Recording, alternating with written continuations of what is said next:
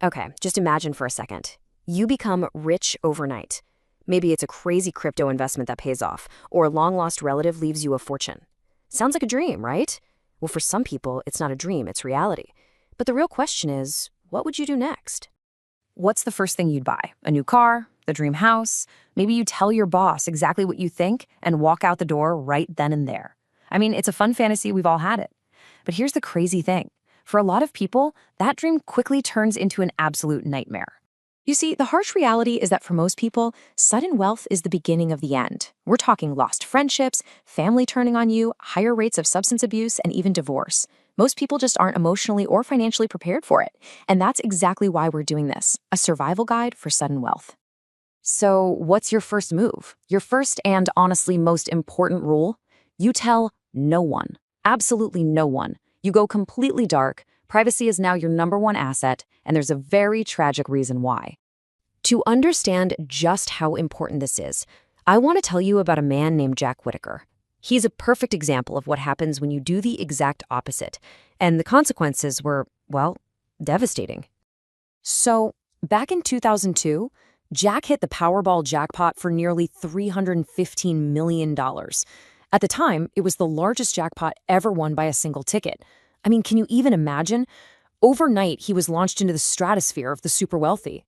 But instead of going dark, Jack went public. He became this local celebrity known for his unbelievable generosity. He was on the news, giving money away, buying cars and houses for friends, donating to churches.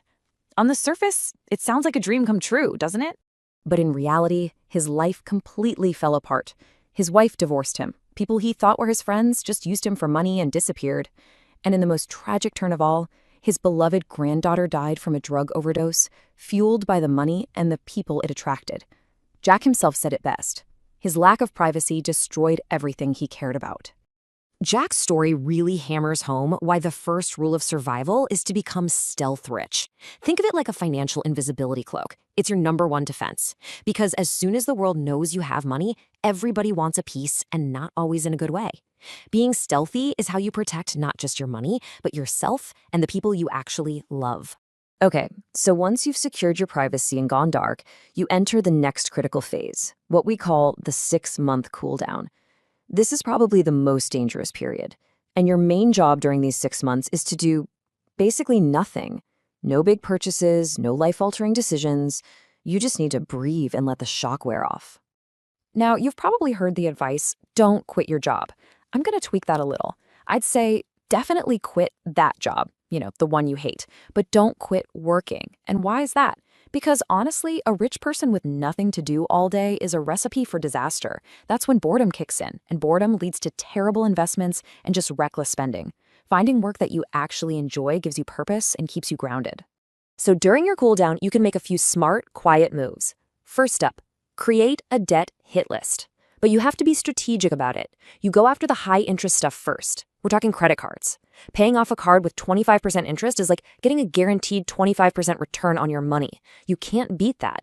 Then you get the car loans and personal loans. But your mortgage? Well, if you have a really low interest rate, like 2 or 3%, you might actually be better off investing your money instead of paying that off early. All right, now we get to the most important part of this whole guide. This is the crucial mindset shift that separates people who stay wealthy from those who go broke. You have to stop thinking like someone who spends money and start thinking like someone who grows money. You have to become an investor. And here it is, the golden rule. Never spend the principal. Only live off the interest. I love this analogy. Think of your fortune as a giant money tree. You can live an incredible life just by eating the fruit that it grows every year. But the moment you start chopping down the tree itself for firewood, it's game over. So how do you actually follow that rule? How much fruit does the tree produce? Well, to figure that out, you need to calculate your freedom figure. This is the magic number, the amount of money you need to have invested to live off the growth forever without ever touching the original amount. And believe it or not, the math is surprisingly simple. First, figure out how much you'd want to live on each year. Let's just say a comfortable $200,000. Then you just multiply that number by 25. So your freedom figure is $5 million. Now, this isn't just some random number. It's based on a well-tested financial principle called the 4% rule, which basically says you can safely withdraw 4% of your investments each year and the money should last forever.